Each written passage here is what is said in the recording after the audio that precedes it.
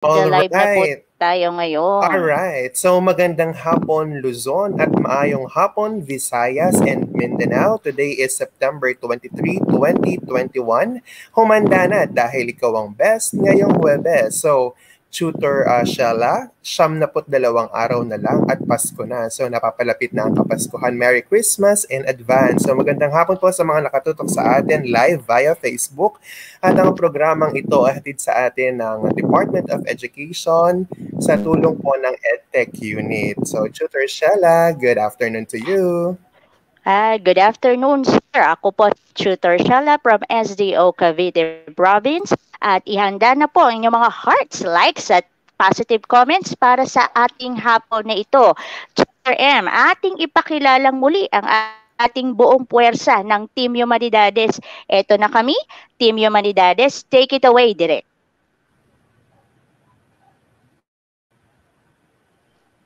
So, while waiting po tayo kay Direk, sir, kumusta naman po ang inyong 2 linggo na umpisa ng atin pong pagpasok? Yan. Well, Tutor Shella, good afternoon to you. So, ayun, bali, nasa ikalawang linggo na nga tayo at naghahanda pa rin tayo ng modules para sa ating mga mag-aaral para sa ikalawang taon natin, para sa new normal. So, dito sa amin sa Aliaga, inihahanda namin yung good for 4 weeks na modules kasi tumataas pa rin yung kaso ng case dito sa amin ng COVID. So, hopefully ay hindi tayo magkasakit. How about you, Tutor Shella? Kamusta naman ang preparations mo within 2 weeks ng ating school year 2021? Wow. Yan, medyo hindi okay kasi as of now, ako po ay naka-quarantine and live tayo pero I am using my cellphone para po makastream. So maybe we should move on na po para po makapagsimula ang ating talakayan sa ating pong disciplines and ideas and sciences every 4:40 to 5:20 every Thursday po. Yan. So that's me, Tutor Shella, at ang aking katabi po ay si... Ako naman po si Tutor M na nagsasabi nga mag-aral ng mahusay upang magtagumpay sa buhay. Maayong hapon po sa ating lahat. So sabi po ni Jojo Mas, watching from Kabacan National High School, SDO Cotabato. So lahat po ng mga nakatutok sa Cotabato, magandang hapon po. Tutor Shella, meron pong greetings from Joshua Reyes. Yan. So, hindi ko makita medyo dito, sir. Siguro you can take it away kasi I'm using my cellphone as of now. Sige, okay lang po. Hello po. Good luck, Humstastic Tutors. Thank you very much, Tutor Josh, Joshua Reyes. Hello, sir. Good afternoon po. Okay, I guess let us proceed now, Tutor Shella, to our discussion. Sige po. Opo. Sige na po. Yan. Okay, once again, ang ating programa sa hapong ito ay ang subject natin ay Disciplines and Ideas in Social Sciences. Welcome po sa ating Quarter 1, Week 2. At ang pag-aaralan po natin ay, Tutor Shella, Nature and Function of Social Sciences Disciplines with the Natural Sciences and Humanities. Yes. All right. Take it away, Tutor Shella. So, sabi nga natin, kinakamusta kita kanina tungkol sa iyong 2 linggo ng pasukan. Subukan naman natin kumustahin ngayon ang ating mga Humstastic Tuties. Okay pa ba? Kaya pa ba? Tingnan nga natin kung okay po kayo. Mag-send lang po kayo ng heart at ng like o mga positive comments para malaman namin kung okay pa ba o kaya pa ba ang mga ginagawa natin ngayon sa paaralan. So, nag-comment uli si Jojo Masa, watching from Kabucan National High School. Sabi naman ni Mr. Homer Paul Colliantes, in connection with this topic, I may convey and encourage everyone to exercise the right of suffrage and may get their national ID, may register at https://registerphilsys.gov.ph. Thank you very much, sir, sa pagpapaalala po sa amin. Yan. So, tingnan po natin. Yan. Also, Tutor Shella. Po? Yes, Tutor Shella. Also, bumabati po si Ryan Gutierrez. Rabi Alabadab National High School. Ali Badabad National High School. Hello po. Sa nabanggit nating paaralan, magandang hapon po at salamat sa pagtutok sa ating programa ngayong hapong ito. Ayan. So, sabi nga ng ating linya-linya, kung ano man ang problema na nararanasan natin sa unang dalawang linggo ng pasukan, lagi pa rin may dahilan para magpatuloy tayo. Sabi nga natin, raban lang, ka-faith lang, mga homestastic chutties, mga nanay, at pati na rin po ang mga kapwa namin guro. Okay. Shout out ko nga po pala, Tutor Shella, ang mga kasamahan ko sa Aliaga National High School sa pangunguna po ng aming principal, si Sir Norberto Calma, at ang aming assistant principal, Ma'am Rizalyn Corpus. Hello po, maraming salamat po sa pagtutok at magandang hapon po. Okay. Proceed na tayo sa ating objectives, Tutor Shella. At the end of this session, you should be able to 1. Identify methods used in social science, natural science, and humanities. Number 2. Differentiate social science, natural science, and humanities. And number 3. Value the uses of social sciences, natural sciences, and humanities in the society. Okay, so mag-proceed na tayo muna sa isang laro at ang laro natin ay tinawag nating piktulaan mo. So basically, mula dun sa camera niyang hawak, meron tayong ipoproject na mga picture so that they can able to identify kung ano ba yung disciplines na idinidepict natin that we discussed last week. Am I correct, Tutor Shala? Yes, tama ka dyan, sir. Simulan na natin. So, arat na, sir. Identify the discipline being shown in each picture. Use the letters given as your clue. Okay, number 1. Tutor Shella, take it away. Okay, number 1. So we have 3 pictures. Number 1 is the FM declares martial law. Another one ay ang ating mga frontliners na naka-PPE at ang ikatlo ay ang pagdating ng Espanyol sa ating bansa. So we have 7 letters with 2 given letters, D, S, and D, Y. Yung stastic chutties, ano kaya ang disiplina na ipinapakita ng ating larawan? Tingnan natin, let's give them 5 seconds.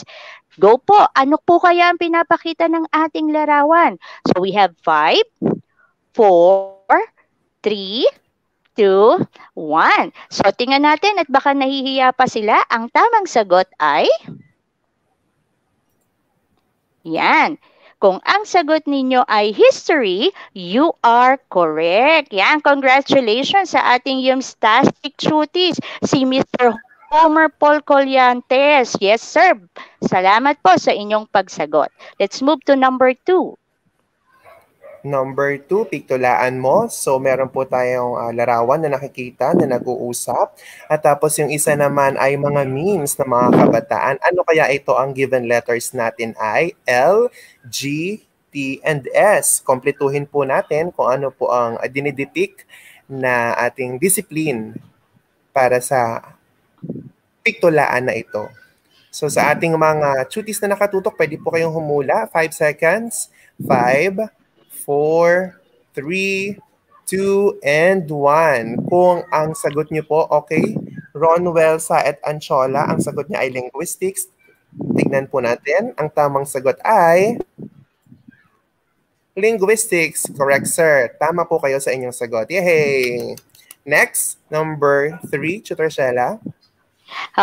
Okay, so we have number 3. We have 2 pictures. Isang bata na sumisigaw na hindi na maintindihan ang kanyang nararamdaman at ang ikalawa naman ay isang ulo na parang pilit kinukumpuni ng grupo ng tao. We have 10 letters. With 3 given letters, we have the C, we have the H, and the Y.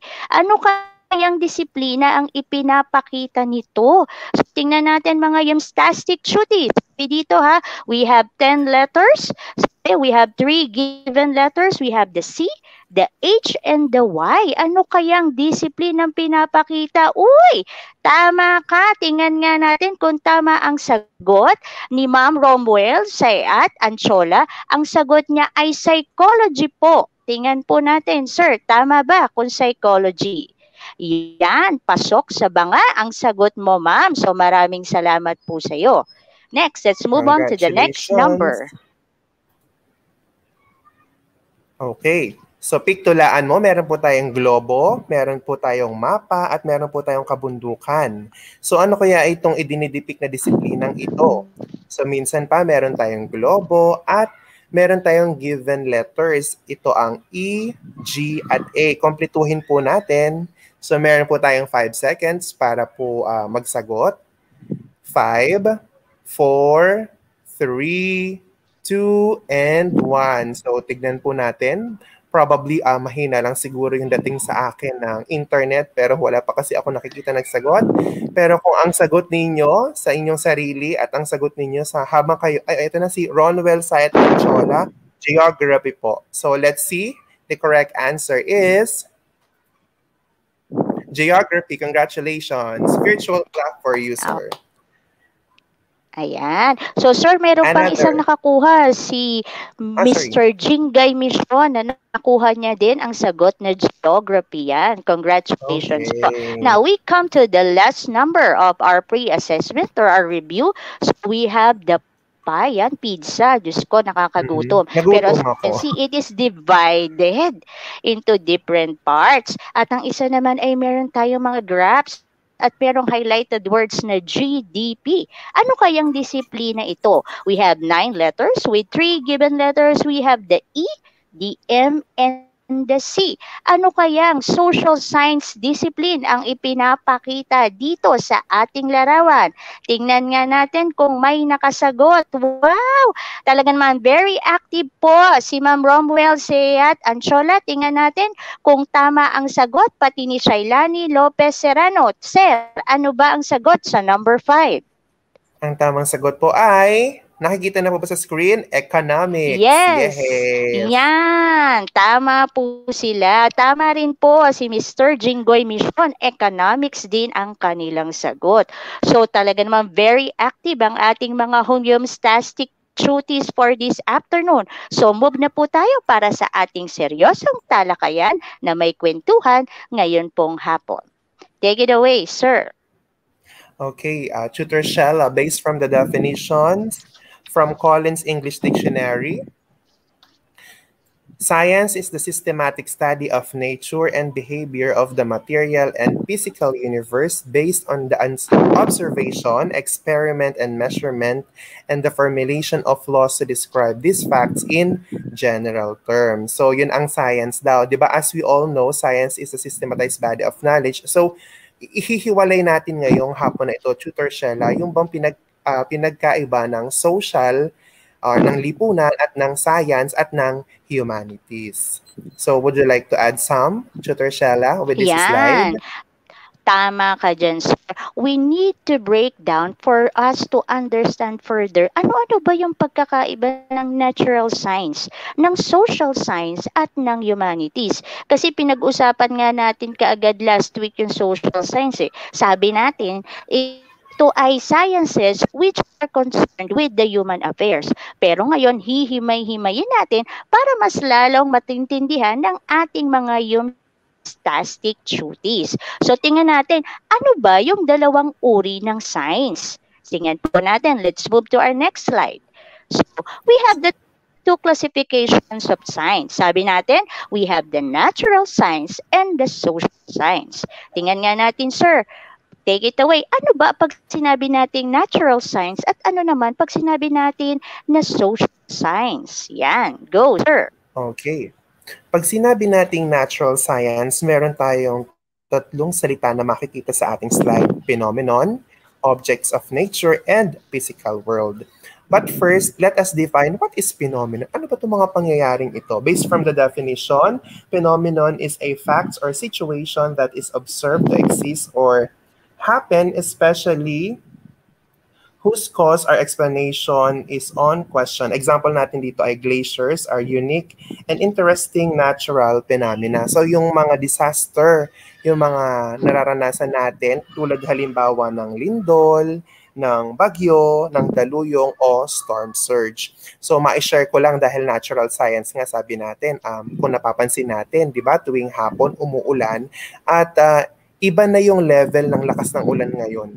Unlike before, di ba, mahina lang. Ngayon, kasabay na yung mga kulog at kidlat. At banggitin na rin natin sa natural phenomena natin yung storm surge o tinatawag nating daluyong sa Tagalog. So kung mapapanood natin sa balita, ito ay hindi siya typical na pagbaha. So kumbaga, mas extreme doon sa pagbaha yung daluyong na naranasan, di ba, natin? So in other words, yung mga phenomenon or yung mga disaster na ito ay siguro ito yung ganti ng kalikasan sa atin. Ipinaparamdam lang sa atin na ingatan natin kung ano yung meron tayo. Ibig sabihin, huwag tayong mag-aksaya ng mga let us conserve water, let us conserve electricity, at nang sa ganun ay hindi natin, alam yun, hindi natin maabuso kung ano yung mga resources na meron tayo. And of course, objects of nature, so yan yung iba't ibang buhay, laksang buhay, or biodiversity. Ang mga halimbawa natin dito sa objects of nature is yung hayop, yung puno at bunga, yung mga dinidiligan natin araw-araw na halaman, yung mga insekto, yung mga yamang tubig, at yamang lupa natin. Dito naman sa physical world, ang tinutukoy dito ay yung mga yamang meron tayo. So tumingin tayo sa paligid natin. Tutor Shella, nakikita ko ngayon sa kasalukuyan kung nasaan ka, di ba? Bago na-establish siya ang bahay na yan, gumamit siya ng sand, yung mga natural resources na meron tayo. So yun yung mga physical na napakinabangan natin. Kumbaga yan yung mga yamang napakinabangan natin. So wag nating aabusuhin. So yun yung nakapaloob sa natural science, kung ano yung mga likas yaman o likas na yaman na meron tayo. So that's it, Tutor Shella, for natural science. Okay. Okay. So in addition to that, moving on to our next slide.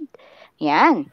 Sinasabi din natin na ang natural science would involve observational evidences, empirical, sabi natin, application of natural phenomena, description, at pati na rin comprehension. So it all involves comprehension, description, application of natural phenomena, empirical, observational evidences.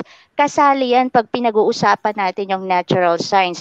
Kasali yan sa sinasabi kanina ni Sir, yung mga phenomena, mga pangyayari na nangyayari sa ating kalikasan ngayon na hindi natin inaasahan. Kasama yan sa pinag-aaralan natin. Hindi lamang natin ito pinag-aaralan, basta-basta, ngunit ito ay masusing pinag-aaralan base na rin sa obserbasyon at sa mga datos na nakapaloob o nakukuha ng ating mga siyentipiko. Yan. So, let's move on to the next slide, sir. Okay. So, look at the pictures. We have the human, the animals, the plants. Ang common denominator nito ay meron nakakapag-reproduce, nakakapag-grow, nakakapag-adapt, at nakakapag-maintain ng homeostasis. So, tignan ulit natin yung larawan. Merong mga tao, may mga halaman, at may mga hayop. Ito kasi mga ito ay magkakaugnay. Diba, sabi nga sa kanta, ang lahat ng bagay ay magkakaugnay. Narinig mo na ba yung kanta na yun, Tutor Shella? Sabi, ang yes, lahat ng sir. bagay From Joey Ayala. Yes, sir. So, yes, ma'am, sorry. So, bali, kumbaga, di ba, yung ini-emit ng halaman na oxygen na siya naman nating ine-inhale. At yung mga hayop na mga kasama natin sa bahay, yung mga aso, hindi lang natin sila tagapagbantay, kung hindi, nagiging kaibigan din natin sila. Yung iba psychologically speaking, di ba, yung iba, yung mga alagang hayop, nakakapag-relieve yun ng stress. So, yun, nag-co-coincide lahat ng mga may buhay o lahat ng mga living organisms dito sa mundo. So, it's because of the science. Tingnan natin, ito bang mga living organism, katulad ng animals, ng plants, ng trees, ng humans, lahat ng living organisms na nagre-reproduce, under kaya siya ng what type of natural science? Tingnan nga natin, sir. So sabi natin, if they are concerned with the living organism, such as plants, trees, humans, all living organisms that can reproduce, sila ay under sa biological science. So yan na, medyo dumadami na yung pinag-uusapan natin natin. Sabi natin kanina, science lang. Ngayon sa science may dalawang uri, natural science at social science. At ngayon sa natural science, meron na tayong isang klasifikasyon na naman. We have the biological science which is concerned with the living organism. So tingnan natin, ano pa ba yung under ng natural science? Yan, let's move. We also have Yan.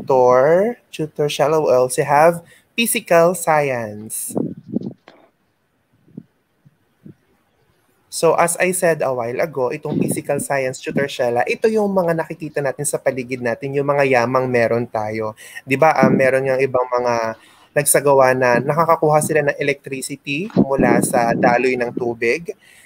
Somewhere in Ilocos naman, merong windmill kung saan doon sila, kumbaga, ginagamit nila yung lakas ng hangin para makapagpaikot ng wheel at ma-convert yung iniikot niya into electricity. So, isang paraan ito, at saka pala yung solar power. Yan. So, isang way kasi ito para ma-maximize natin yung mga resources na meron tayo. Like, yung init ng araw, para sa solar. Ayan. So, yun yung physical science. Kaya nga, di ba, nagagamit natin itong siyensya upang mas mapagaan yung buhay natin. Katulad ng elektrisidad. Kung dati-rati nagluluto tayo, di ba? Sa kultura natin, nagluluto tayo gamit yung kahoy. Ngayon, upgraded na tayo, nagluluto na tayo gamit yung rice cooker at iba pa.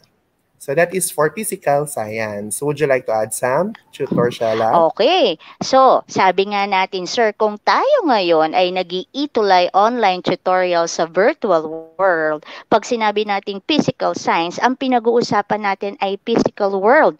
So, mga sinasabi mo kanina, lahat ng yaman, lahat kung kuryente man yan, tubig man yan, o na dumadaloy sa atin pong mga faucet ngayon. So, sabi natin, pag gravity, eclipse, revolution ng Earth ang usapan, ibig sabihin ito po ay physical science at ito ay bahagi ng ating tinatawag na physical world. So babalik ulit ako. So we have science, we have the two classifications, the natural science and the social science. Now under natural science, meron tayong biological science concerned with the living organism at meron naman tayong physical science which is concerned with the physical world. So, let's move further, sir. Take it away. All right. We also have, from natural science, we have the experimental data. Sorry, balikan po natin. So, experimental data. So, dito nga pumapasok, Tutor Shella, kapag yung siyensya, di ba? Pag experimental data, dito pumapasok yung laboratory or yung laboratory. That's why sa kasalukuyan, yung COVID-19 na nararanasan natin, mayroong mga eksperto na nagsagawa, hindi lang minsan, hindi lang makalawa. Kung baga, maraming beses nilang sinubukan na mag-formulate ng gamot para lang may panlaban tayo sa virus na kumakalat. At bakit naman natin maikukonek itong natural science na ito, laboratory sa social science? Kasi nga, saan ba natin ituturok yung mga gamot na ito? Kanino ba o sino ba ang tatanggap? So para mayroong immunity, yung tayo bilang tao, para meron tayong immunity laban sa virus na kumakalat at hindi tayo maubos lahat. Well, actually, marami ng, kumbaga, parang nagbabawas, di ba? Nagbawas ang, yung sakit na ito ay talagang maraming nilipol na buhay, maraming kinitil at kinuhang buhay. So, isang aral ito sa atin na mag-ingat tayo. Kung, di ba nga meron tayong mga memes na nakikita na gala now, abo later. So, mag-iingat tayo sa partner. Yes. At syempre, Tutor Shella, mag-iingat din tayo kasi kasalukuyan ka naka-quarantine. So, hopefully ay maging okay ka na, syempre. So, that is for experimental data. Yan, thank you very much, sir. So, sabi nga natin, sa natural science, ang ginagamit natin ay experimental data. Kasi yung basis natin should be relies on repeated experiments. Just like your example, sir, na sinabi mo na paulit-ulit na nagkaroon ng pagsusuri at eksperimento para makakuha tayo ng bakuna for COVID-19. Kasi we need consistency and validity of results. At sabi nga dito, physical and natural sciences work in a closed system where variables can be controlled, and the work is executed within a particular framework or paradigm. So sinasabi natin na kung pag-aaralan natin, babalikan natin yung sinasabi natin kanina. Sinasabi natin, there is a closed system, meaning meron tayong laboratory testing. Ginagawa ang lahat ng dapat gawin na pag-aaral sa natural sciences base na rin sa mga nakikitang datos o resulta sa mga laboratorio. At sabi nga natin, there should be consistency with the data for it to be validated. Yan, ganyan kakomplikado pag ang pinag-uusapan natin ay natural sciences. So, sir, take it away. Meron ka pa bang dagdag na ideya? Kompleto at pak na ang inihain mo sa amin, Tutor Shella. Dumako na tayo ngayon sa social science. So kung makikita nyo po sa larawan, social science, again, tumutukoy ito sa tao, sa lipunan, andyan ang friends, family, and relationship. So, usaping pananaliksik pa rin tayo, di ba, Tutor Shella? So sabi nga natin kanina, yes, kung ang natural science ay merong laboratorio upang makapag-conduct ng research. Dito naman sa social science, kung magkakandak tayo ng research o pananaliksik, ang ginagamit natin na respondente ay yung mga tao. So sa kanila natin kukunin yung data para, kumbaga, ma-evaluate natin yung data at magkaroon tayo ng solusyon. So ipagpatuloy natin sa social science pa rin. It is a vast field that is concerned with the human society and the relationship among individuals within it. So, Tutor Shella, would you like to add some information with this? Ayan. So, sabi natin, pag sinabi nating social science, we are too concerned with the human society and the relationships among individuals. Kasi ang pinag-aaralan nga natin ay lipunan. Kung una, ang pinag-aaralan natin sa natural sciences ay kung paano nabubuhay ang isang organismo at paano ito nakakatulong sa ating mga tao. This time, yung relasyon ng tao sa kapwa niya tao at ang relasyon ng tao sa lipunan na ginagalawan niya. So sabi natin last week, dahil nga dito, meron tayong siyam na discipline na diniscuss para po under ito ng ating social sciences. So can you try to discuss that again, sir? For a very brief discussion lang po. Okay po, meron po tayong 9 disciplines na diniscuss natin last week. So, ang una po dyan ay ang anthropology, pangalawa ang economics, kung paano ba natin nakikita ang production, consumption, at para naman sa psychology, na-discuss po natin dito kung paano bang nag-iisip ang tao at kung paano ba nakakaapekto ang mga taong wala sa tamang pag-iisip. Geography, bawat lugar ay mayroong history, at bawat history or bawat lugar ay meron silang lingwahe na ginagamit kung kaya't nagkakaiba-iba tayo sa wikang ating ginagamit. Also, syempre, bawat lugar meron tayong politika na sinusunod. Kumbaga, meron tayong certain rules and regulations. Sa demography naman, ang population, kumbaga, sabi nga natin, yung PSA ang may hawak ng record ng mga ipinapanganak at namamatay dito sa Pilipinas upang kontrolado natin at malaman natin agad kung paano natin i-aid yung population natin. Halimbawa, ganong karami ang ating mga senior citizen, gano'ng karami ang mga adult. At sa sociology naman, pinag-aralan natin dito ang taon. So minsan pa ito ang siyam na disiplinang magkakaugnay para sa pag-aaral ng humanities and social sciences na pinag-aralan natin last week. Yan, Sarah, talagang memorize mo. So sabi nga natin itong mga disiplina na ito na diniscuss mo, these disciplines revolve around the behavior of humans as people of human societies, their production and operations. Now, kanina ang sinabi natin, ang natural science, ang ginagamit niya na datos ay experimental data. Now, dito naman sa social sciences, ang ginagamit na datos ay galing sa experiential data. Sir, can you further elaborate ano ba yung pagkakaiba ng experimental sa experiential data? Yan, sir. Thank you very much, Tutor Shella. As what we have said, experimental data, ito yung mga datos na mula sa laboratorio, in short. Pero pag sinabi nating experiential from the word by itself, experiensa. So pwede nating kunin yung datos sa pamamagitan halimbawa ng focus group discussion or FGD.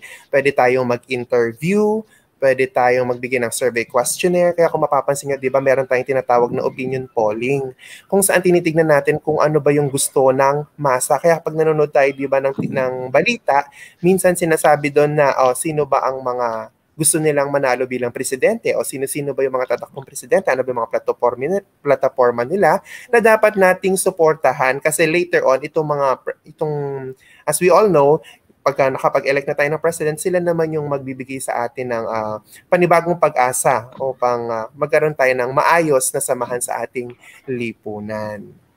So that's it, Pansit, for the... Okay, thank you very much, sir. So sabi nga natin, sabi mo nga, sir, tama ka, sa data gathering, it's more on experience pagdating po. Sabi mo, meron tayong 3 ginagamit sa atin pong next slide. So, makikita natin sa ating next slide, gumagamit tayo ng interviews, gumagamit tayo ng focus group discussion, at gumagamit tayo ng tinatawag natin na survey questionnaire, sabi din natin. So, sabi natin, when we do that, ang ginagamit na natin, field observation as well. Ayan, thank you very much, sir. So, pag ginagamit natin yung mga yon, yun yung mga tinatawag naman nating open system of gathering data. Kasi nga, kapag po sa natural science, ginamit natin ay experimental, ang ginagamit natin ay closed system. Close in a sense na ang eksperimento ay nangyayari sa loob mismo ng laboratorio. Pag sinabi naman natin na data gathering is experiential data, so sabi natin open system to. Ginagawa natin to sa social science sa atin pong mga research natin. Sabi mo nga, field observation, interviews, at focus group discussion. Yan. So sir, take it away. Alright, so bilang panghuli, puntahan naman natin ang humanities. So sabi dito, Tutor Shella, humanities is equal and not equal. Tutor Shella? Humanities is equal and not equal to social science. Yan ang gustong sabihin dyan. Sabi niya, pwedeng parehas, pero pwedeng hindi parehas. Kumbaga parang mathematical equation. So bakit ba ganun? So moving on to our next slide, bakit nga ba humanities is equal and not equal to social science? So tingnan natin. Sabi, bakit? Kasi daw, yung humanities, it involves a more critical and more philosophical approach, whereas social science deals with more of a scientific approach. So sabi nga natin, ano ba ang kahulugan pag sinabi natin ng philosophical approach? Kasi ito yung pagkakaiba niya sa social science. Si humanities, gumagamit siya ng philosophical approach. Tingnan natin, sir, next slide, ano ba yung philosophical approach? Tingnan natin. Yan, sabi, they uses more philosophical approach. Ibig sabihin, pag sinabi nating more philosophical approach sa humanities, they need devotion para mapag-aralan po itong mga bagay na ito. So sabi natin, dito sa pag-aaral natin ng humanidades, medyo komplikado ito. So karaniwan ay mga pinag-uusapan under ng humanities ay sasabi natin ang religion. Yan, isang bagay na napakahirap talakayin. Ang philosophy, yan, sabi natin. Another one ay ang ating pong arts and science. Yan ang ilan sa mga pinag-aaralan natin when it comes to the humanities. Sabi natin, there is fundamental nature of knowledge and reality and existence. Mahabang pag-aaral. Hindi kagaya ng sa ating social science. We follow the data gathering, we do the research, and then we are done. Pero pagdating dito sa humanities, there is a vast answers to all the questions. Yun talaga yung pagkakaiba nila. At bawat tao may iba't ibang filosofiya o iba't ibang paniniwala ukol sa mga topic na ito sa humanities. May gusto ka pa bang idagdag, sir? I-wrap up na siguro natin, Tutor Shella, yung Sige, ating sir, natalakay go. sa hapong ito. So we have identified the methods used in social science, natural science, and humanities. We have differentiated the social science, natural science, and humanities. We also We also know how to value the uses of social sciences, natural sciences, and humanities in the society. So sabi nga natin kanina, mas napalalim natin at mas nahimay natin yung Hume's strand, humanities and social sciences. At nahahati nga, sabi natin, yung science sa dalawa. Natural science and social sciences. At ito namang natural science ay nahahati sa dalawa. Yung biological science at yung isa naman ay physical science. So yung na-discuss natin for today. Yan, okay. So hopefully, maraming natutunan ng ating pong mga katropang studies for this afternoon. So tingnan natin kung may natutunan nga sila. So pwede na tayo mga yung studies. Simple lang ang ating instruction. Just say yes if the statement is true and no if not. Again, just say yes, type in yes, and say no kung hindi totoo. So let's have number 1 in our post assessment. Sabi dito, number 1, natural science is more concerned with studying nature, while social science is concerned with human behavior and society. Totoo ba ito? Ang natural science daw ay more on pinag-aaralan ng kapaligiran at ang social science ay behavior ng tao at ang kanyang lipunan. Tingnan natin ang ating mga Yumstastic Truties. Game na ba tayo? Simulan na natin para malaman natin kung ano ang sagot. Is it a yes or a no? Parang medyo nade-delay ang dating ng ating mga comments para po ng ating mga estudyanteng Yumstastic for this afternoon. So, sir, ano ba ang sagot? Tama ba o mali ang nakasaad sa atin pong sentence? Yun. So the answer yes, for yes, number 1. yes. Yes, okay. Yan. Ayan, nagsagot si Okay. Alexander Florante Capada. Ang sagot niya po ay true. So gagamitin po natin Yan. yes or no. Thank you, sir, sa pagsagot. Yan. So bali, ang gagawin po natin, tutor Shella, number, then right after, it's either yes or no. Okay? Yes, Let us now sir. proceed to Yan. number 2. Question number 2. The basis of natural science is experiential data, while social science rely on experimental data. Is it yes or no?